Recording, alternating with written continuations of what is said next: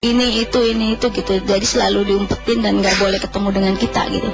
Ya Allah, kembalikan Najwa seperti dulu, jangan seperti ini, karena kalau kayak gini sama aja menurut aku nyiksa kita semua kalau Jui perkataannya seperti itu. Apalagi yang waktu Jui ngucapin Jui nggak mau ketemu mama sedetik pun. Aduh, itu walaupun aku sebagai kakak sendiri kayaknya udah menyakitkan banget.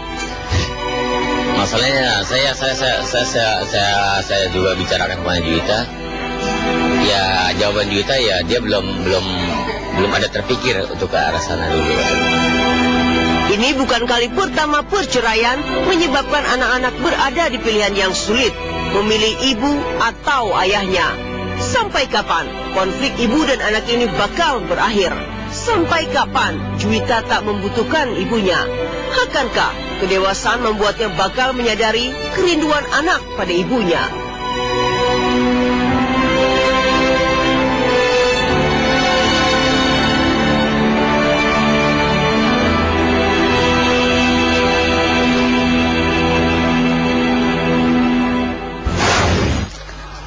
Bilang sih ya udahlah Jui, aku pikir sih janganlah seperti itu.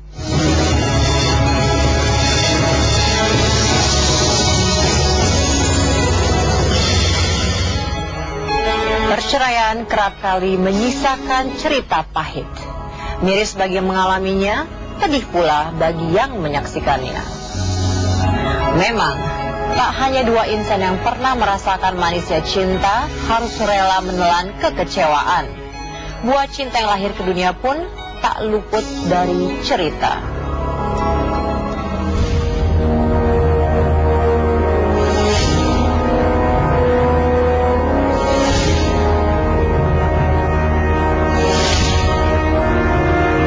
Ketika anak sudah memilih, saat ayah dan ibunya bercerai, rasa sakit dan merasa ditinggalkan begitu terasa. Berbagai upaya dilakukan guna merengkuh kembali masa-masa indah bersama anak. Risiko yang mungkin tak disadari sepenuhnya saat ikrar cinta diingkari dan perceraian adalah satu-satunya jalan. Sebut saja Tamara dan Teguh Rafli. Nyaris sejak perceraiannya diputuskan di pengadilan agama, perseteruan mereka selalu bersumber soal rahasia putra tunggal mereka. Pembagian waktu yang sudah disepakati pun tak bisa meredamnya. Hingga akhirnya Rasya memilih untuk tinggal bersama ayahnya. 5 bulan tak bertemu, Tamara mendatangi rumah Rafli hanya untuk melepas rindu pada putra tercinta. Tamara menunjukkan betapa rindu ibu pada anak bisa mengalahkan segalanya.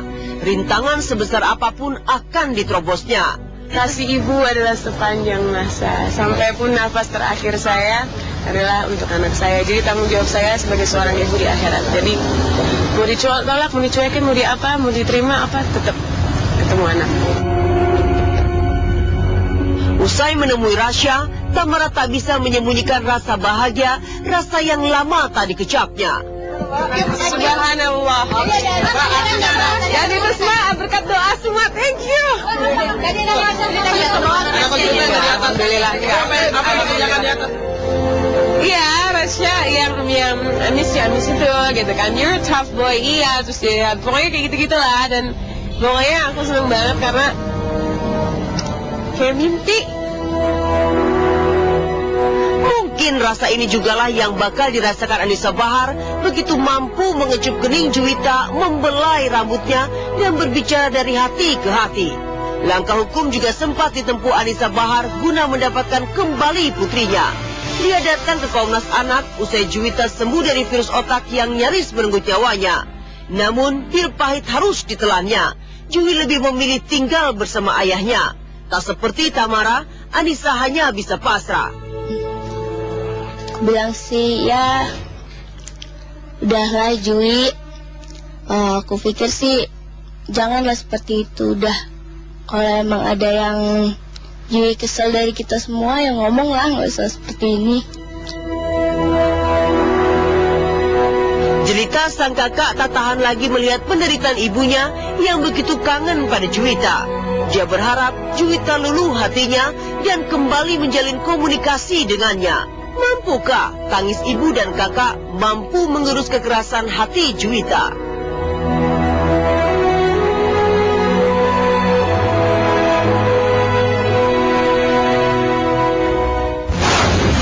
Suatu saat Juwita pasti merasakan hal seperti saya, bagaimana mengandung, bagaimana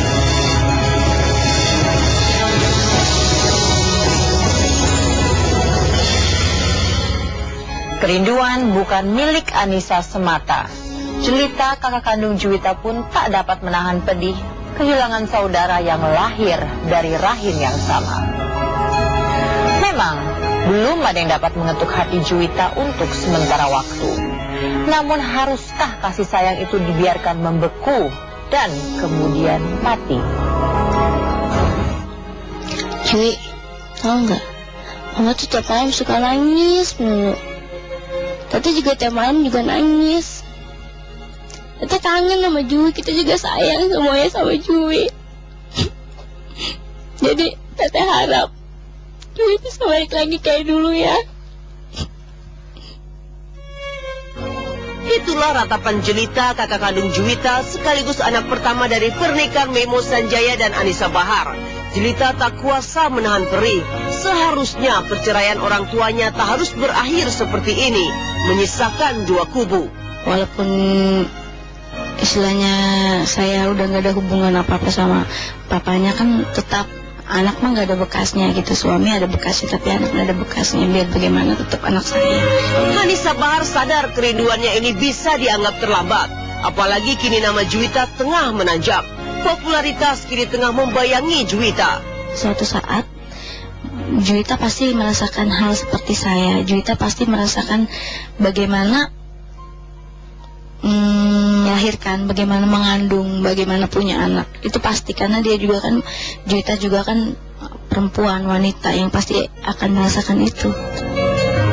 Juwita pasti bakal merasakannya, tapi mungkin tak dalam waktu dekat ini. Anissa kini hanya bisa menyanyi untuk mengetuk pintu hati anaknya.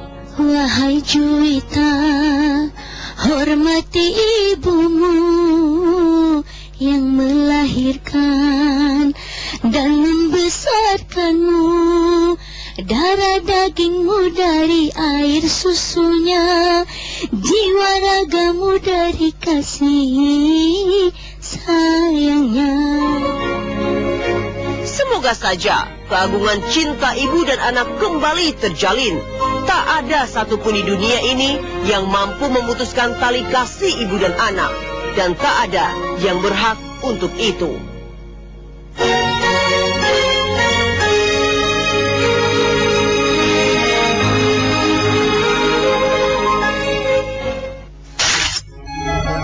Memang, tak ada satupun di dunia yang mampu memutus tali kasih ibu dan anak. Tak ada satupun yang berhak melakukannya. Namun ketika cobaan itu datang, tak satupun pula yang dapat berpaling. Maka, cobalah bicara dengan bahasa yang sama. Bahasa kasih dan cinta yang pasti bisa dimengerti setiap hati yang dilanda kecewa. Saya Nadia Mulia, sampai jumpa dalam insert investigasi lainnya. Selamat sore.